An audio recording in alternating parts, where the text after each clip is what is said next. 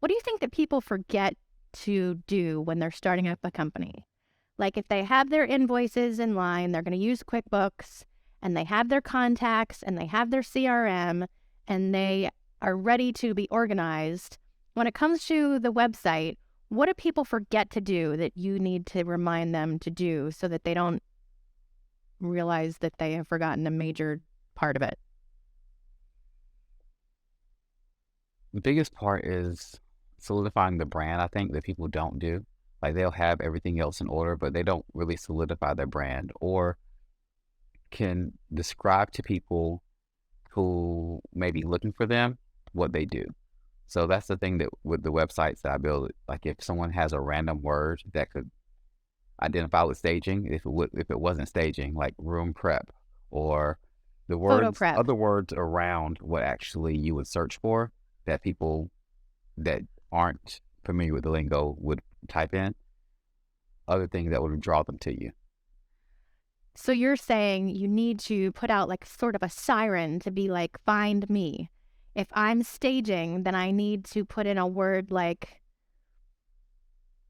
photo prep because that's what I'm Correct. trying to do for your listings. Or instead of staging, you could say staged design or I don't know, something like that. So you're saying that you need to have Room makeover. room Um, makeover, mini makeover. yes, any of those things to make sure that you're targeting all your audience that may want to work with you and not just people who know the correct terminology to find you. Awesome.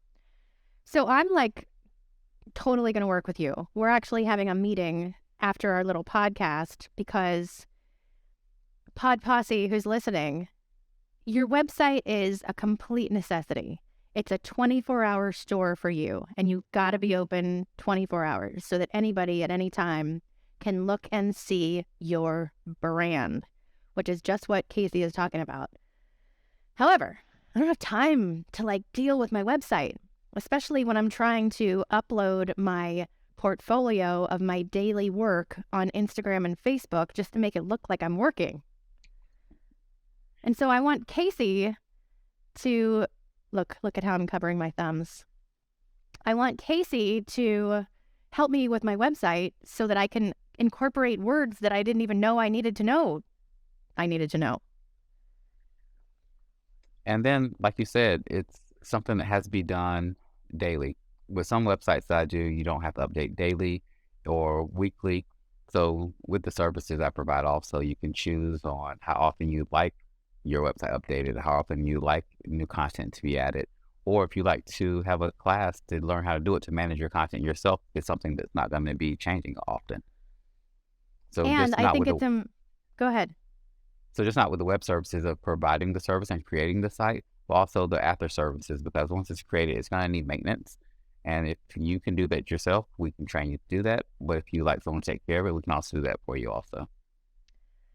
It's important to keep putting yourself even into your former clients' faces.